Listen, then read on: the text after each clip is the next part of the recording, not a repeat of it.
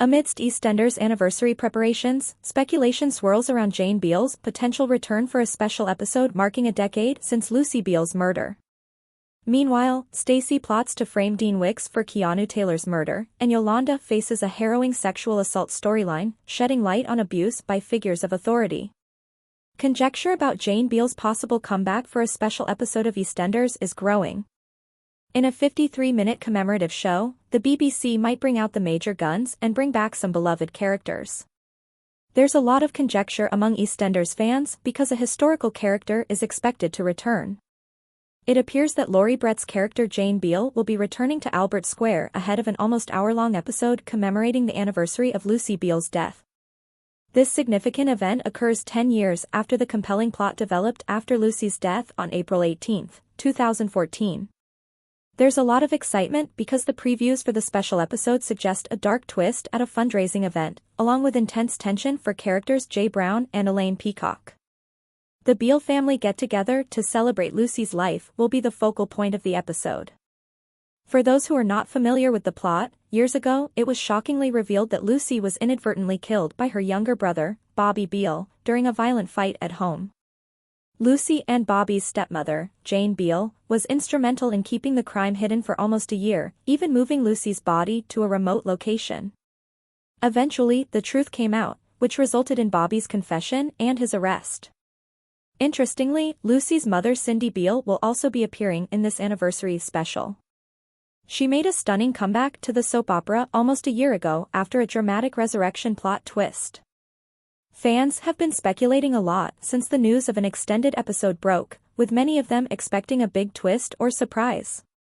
Although others credit the longer runtime to schedule changes, possibly because of the channel's sports programming, devoted viewers are certain that the historic 10-year anniversary of Lucy's passing will usher in novel developments. One of these speculations is Jane Beale's comeback. She left the show in 2017 following an intense confrontation with Max Branning, motivated by her desire for revenge after being falsely accused of killing Lucy. A suspenseful early BBC iPlayer broadcast features EastEnders Stacey attempting to frame the wicked Dean Wicks. The sixth largest wager might result in Dean's imprisonment at last. On Wednesday, stressful scenes from EastEnders were shown, with Stacey Slater fabricating evidence to put Dean Wicks in the wrong for Keanu Taylor's death.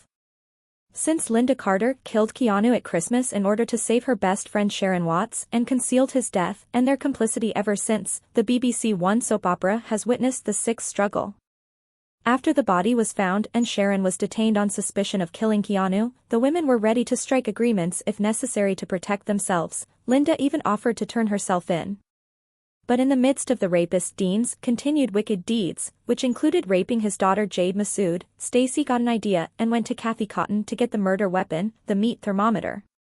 The episode on Tuesday concluded with Stacey paying Dean a visit at his apartment to have a conversation before he departs the nation with Jade, but with the murder weapon concealed beneath her coat. Suki Panesar proposes making an anonymous tip-off to support Stacey's idea while sitting in the Vic upstairs kitchen with Kathy, Linda, and Linda's son Johnny Carter on Wednesday's program. Kathy persuades the others that Stacey recognized an opening and seized it. Linda adds that Stacey had supported her consistently regarding Dean, dating back to 2014. When Linda went to call, Dean's had already welcomed Stacey. Feeling concerned that Stacey had come to talk to him in the apartment, Dean thought back to their previous romantic history before she turned him down. Dean thought Stacey was spying on him while he was treating Jade for Jean. Dean then left the room for a little while to fetch Jade, and Stacey used the opportunity to hide the meat thermometer amid his silverware and kitchen tools.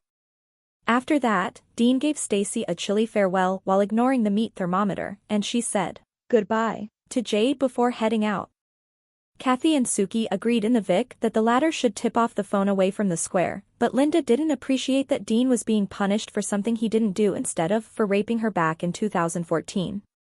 Kathy emphasized to Linda that the court system would never bring him to justice for what he did to her, and that he also got away with sexually abusing Roxy Mitchell and possibly other people. Suki also brought up the allegations that Dean had tampered with Jade's life-saving medication and was then blaming Jean, endangering her welfare. Johnny is in favor of keeping Dean off the streets as well as safeguarding Linda and Sharon. Suki and Kathy also defend Linda's killing of Keanu by saying that she was defending Sharon and shouldn't have to face consequences. Stacy showed up at the Vic in the middle of the argument to inform the others that she had planted the gun. Following this, they all read Johnny's tip-off and agree with it since it makes sense in light of what they've said.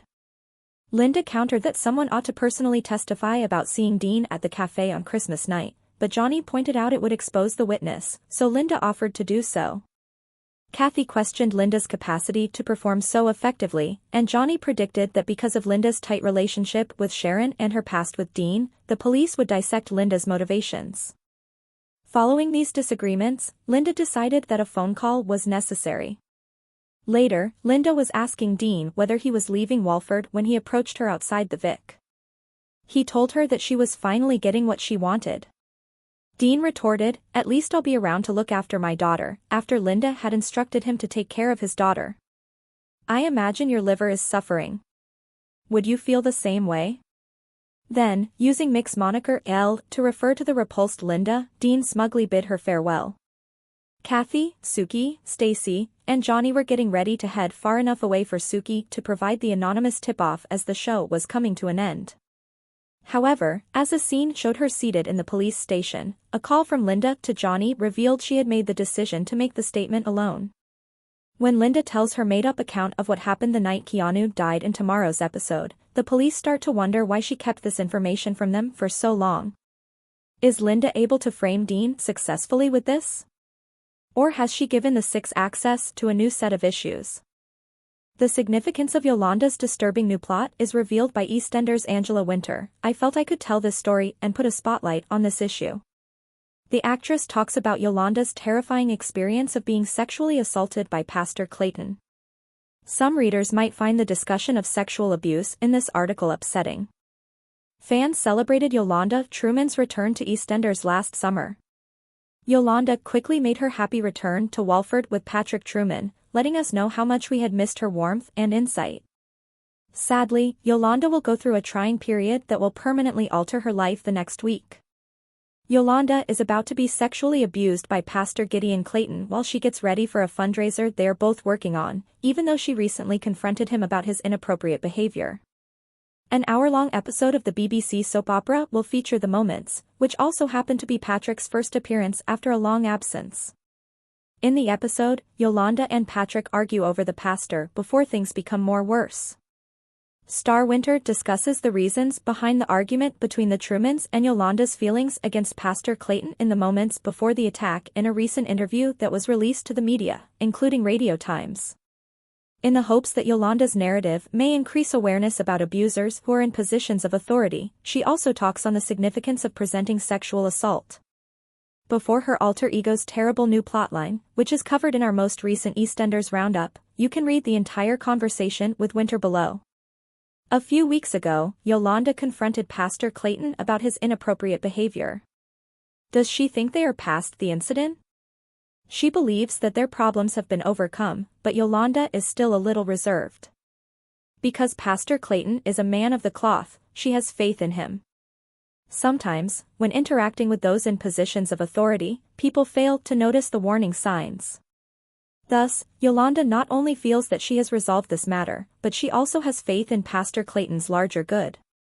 Pastor Clayton made an effort to make Yolanda feel stupid and guilty about her response. Did that make her view of what transpired different? Now that Pastor Clayton made her feel that way, Yolanda believes she overreacted, but her gut feeling was correct. He attempted to pull Yolanda in for an embrace during their reconciliatory chat, but she offered him her hand instead. That implies that she was taking steps to ensure that this miscommunication would never occur again. Since then, Yolanda has exercised extreme caution. This week, Patrick returns home, but he and Yolanda quickly grow apart. What takes place? The main source of friction between Yolanda and Patrick is her constant busyness with the fundraising, which he fails to recognize. Now that Patrick is back home, he naturally wants Yolanda to himself. However, he demands more time than she can provide. Yolanda assures Patrick that after the fundraising effort is finished, she will be all his. For Yolanda, what does the fundraiser mean? Given how long she has worked on this project, it's a big day for her and one she is really proud of. She has been addressing companies and persuading them to contribute various items, and the entire process has given her a sense of direction. At the fundraiser, Yolanda will be sexually assaulted by Pastor Clayton. What is your opinion on conveying a story that is both difficult and significant? Stories such as this must be told because sexual assault occurs far too frequently in our culture and has always occurred. Many people are abused, and because the perpetrators have positions of power, the victims are unable to speak out. When that occurs, many people choose not to speak up out of concern that they won't be believed, that they'll lose their standing or career, or that they're naive or embarrassing. I create tales as an actor, and I thought I might share this one to raise awareness of the problem. Please subscribe our channel.